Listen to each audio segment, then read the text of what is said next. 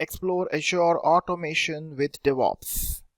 Azure Automation is an Azure service that provides a way for users to automate the manual, long-running, error-prone, and frequently repeated tasks commonly done in a cloud and enterprise environment.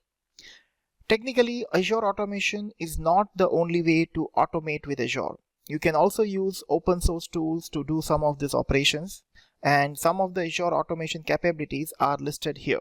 You can manage shared resources, you can state configuration, you can integration with GitHub, Azure DevOps, Git, and Team Foundation version control. You can do update management, you can automate Windows or Linux environments with this, and you can also apply to any system that exposes an API over Internet protocols. All this are part of the Azure Automation. You can create an automation account in your Azure portal using the portal UI. Automation account are like Azure storage account. It's going to be serving as a container to store the automation artifacts inside that. This artifacts could be a container for all your runbooks and maybe runbook execution jobs, or maybe the assets on which your runbooks are going to be depended on. You need to create at least one Azure Automation account to use Azure Automation. However, the best practice is you should create multiple automation accounts to segregate and limit the scope of access and minimize the risk to your organization. You also have an option to create an Azure Automation account with the Run As account. When you create a Run As account, it's going to create a Microsoft Entra ID based service principal, which will allow you to access the Azure resources while running the automation. In most organizations, Run As account is also one of the preferable way to use Azure Automation. Now, next thing is inside an automation account, you need to create a runbook. So what is a runbook? Runbook serves as repositories for your custom scripts and workflows. They also typically reference automation shared resources such as credentials, variables, connections, and certificates. Runbooks can also contain other runbooks. It allows you to build more complex workflows associations with that. You can invoke and run runbooks either on demand according to the schedule by leveraging automation schedule assets with that. When creating runbooks, you have three options. You can choose graphical runbook, you can use PowerShell runbooks, you can use Python runbooks, and you also have an option which is PowerShell workflow runbooks, which is also a kind of PowerShell, but you have a graphical workflow creations associations with that. Which runbook you're going to create, which option you're going to choose out of these 3-4 options, well, that depends on your skill set. If you're comfortable with PowerShell scripting, or if you're comfortable with Python language, then maybe you're going to go with some of them. Otherwise, you have a graphical runbook, which is allowing you to customize everything with the graphical user interface. As a best practice, always try to create a global assets so that they can be used across your runbooks.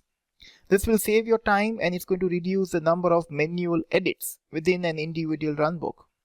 There are currently 8 shared resource categories, which you can see here. You have schedules, which allows you to define one of the recurring schedule. You have modules, which contains Azure PowerShell modules inside that. You also have modules gallery. It allows you to identify and import PowerShell modules into your Azure Automation account. You have Python packages, which allows you to import a Python packages by uploading files like .whl or .tar.gz packages.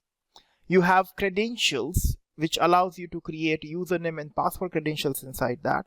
You have connections, which allows you to specify Azure Classic certificate, or maybe Azure Service Principal connections with that. And then you have certificates, which allows you to upload certificates in .cer or .pfx kind of a format.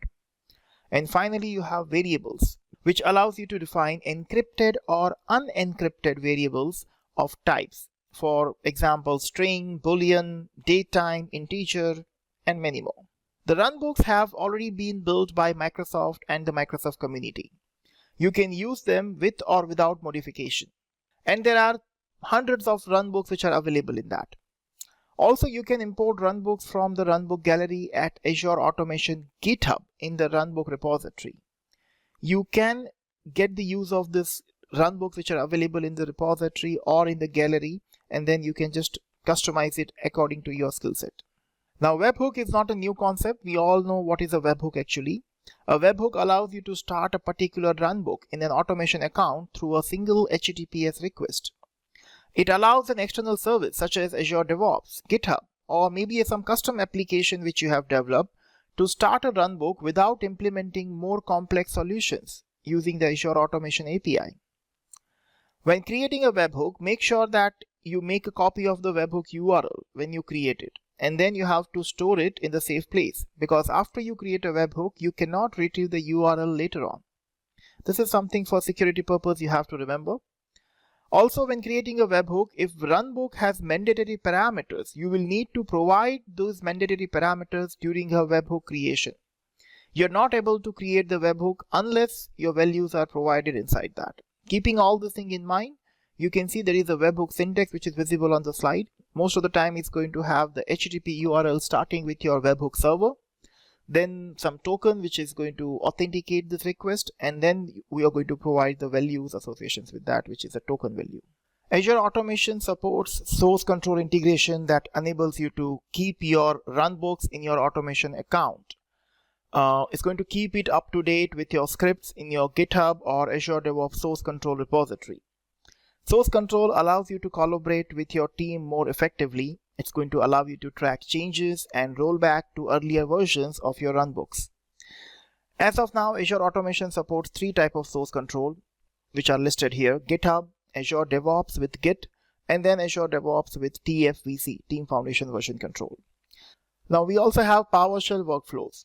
PowerShell workflows will let IT pros and developers to apply the benefit of Windows Workflow Foundation with the automation capabilities, and it's also having an ease of using Windows PowerShell.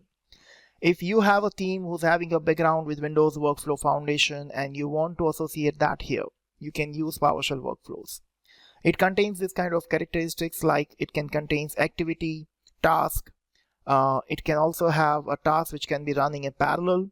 You can have a long running and repeated jobs over and over, which can be idempotent. You can be interrupted because every workflow is associated with human intervention. So you can stop it, you can restart it, you can suspend or resume it, and you can also continue after an unexpected interruption, such as network outage or a computer or server restart.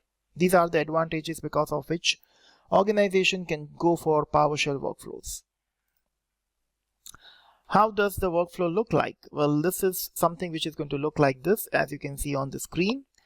It's your simple runbook workflow, which is going to have 1 or more parameters, and then you're going to have a sequence of commands inside that. A benefit of using PowerShell ISE is that it is automatically going to compile your code and allows you to save the artifact. Most of the time to create this kind of workflows, we use PowerShell ISE, because the syntactic differences between scripts and workflows are significant. A tool that knows both workflow and script will save you a significant coding and testing time, and that's the reason it is mostly preferable to use PowerShell ISE while dealing with the workflow. You need to configure the workflow with the command, a keyword which is workflow, which is going to identify that this is not a normal PowerShell script, it's a workflow kind of thing. And then same way you have variables, like you have a keyword param, which can allow you to define parameters inside that. We also have a hybrid management configuration for a runbook worker. A hybrid runbook worker feature of Azure Automation allows you to run runbooks that manage local resources in your private data centers, or maybe the machines which are located in your own data center. Azure Automation stores and manages the runbook, and then it delivers them to 1 or more on-premise machines. Technically, the compute will be provided by the on-premise machines, while the runbooks and the configuration of the runbook scripts are going to be stored on Azure. That's how the hybrid runbook worker feature is going to be working. There are certain characteristics which is also going to be followed in this case. You can design 1 or more computers in your data centers to act as a hybrid runbook worker, and then you can run the runbooks on the Azure Automation. Each hybrid runbook worker is a member of a hybrid runbook worker group, which you specify when you install the agent. As you can see in this diagram, we have a hybrid runbook worker group which has Windows-based and Linux-based hybrid runbook workers inside that. You're able to connect to them and associate with them using TCP port 443, and that is how the transmission control protocol, which is TCP protocol, is required for all the outbound internet access. There are no inbound firewall requirements to support hybrid runbook worker. Just please keep that thing in your mind. Now we have a Microsoft Learn demonstration available, which is focusing on creating and running a workflow on the runbook. I strongly recommend you to go through that demonstration, and certain steps are there. You can just understand those things. Now let's understand two more conceptual things which are associated in this module, which is checkpoint and parallel processing. A checkpoint is a snapshot of your current state of the workflow. Checkpoints includes the current values and the variables of any output which is generated up to that particular point.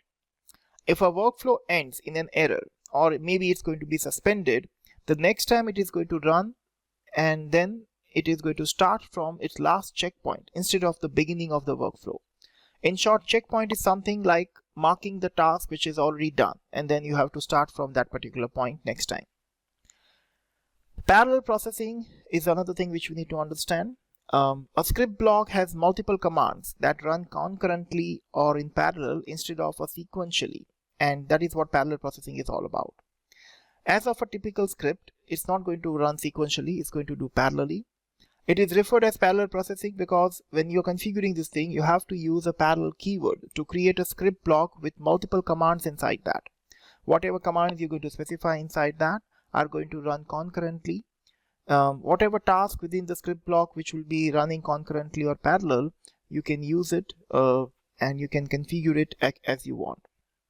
Most of the time we are going to use for each with parallel keyword, and for more granular access you can use parallelism kind of a keyword with that.